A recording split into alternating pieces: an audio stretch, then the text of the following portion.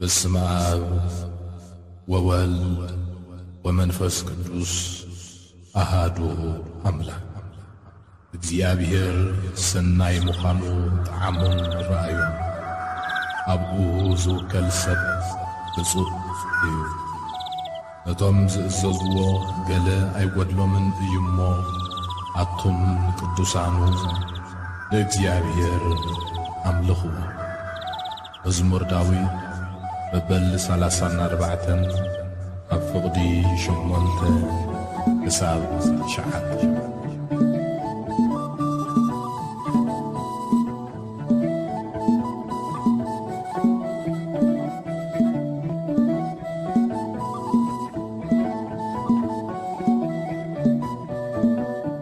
ሰናይ ጥዑም ኢኻ ኣለኹ ምስክር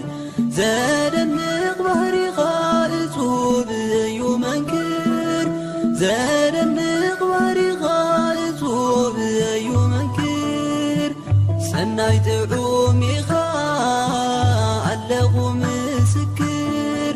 ዘደንቕ ባህሪኻ እጹብ እዩ መንክር ዘደንቕ ባህሪኻ እጹብ እዩ መንክር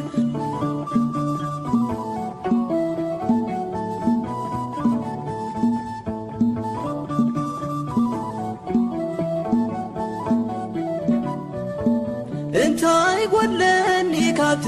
ህቦ ጸጋ በጃ ነፍሰይ ኮይንካ ከፊልካለይ ዋጋ በርዑት ሓጢኣት ዳግማይ ከይቁረአን ዘይትተኣኸስ ጓሳ ኣለኻኒ መድሕን ጀማሪ እምነተይ ባዕልኻ ደንዳሚ ዘክረኒ ቤትካ ክኸውን ፈጻሚ ሰናይ ጥዑም ኢኻ ኣለኹ ምስክር ዘደንቕ ባህሪኻ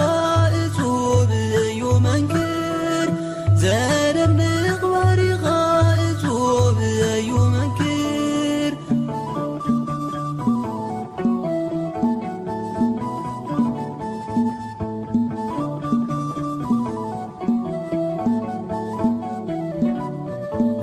መጠን በደለይ እንተ ትጸዋጸብ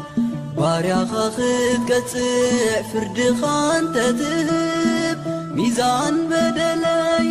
ብዛረዚንቑ ሲኦል መውረደኒ ሰናየይ ስኢኑ እንተ ምሕረትካ ግን መጠን ኣልቦ ሕድገት ገበነይ ሸፊኑ የንብረኒ ብሕይወት ሰናይ ጥዑም ኢኻ ኣለኹ ምስክር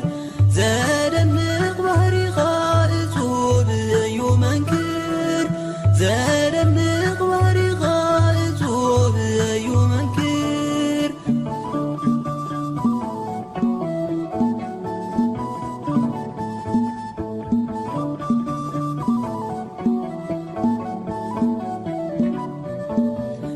ብእልፍላፋት ቅዱሳን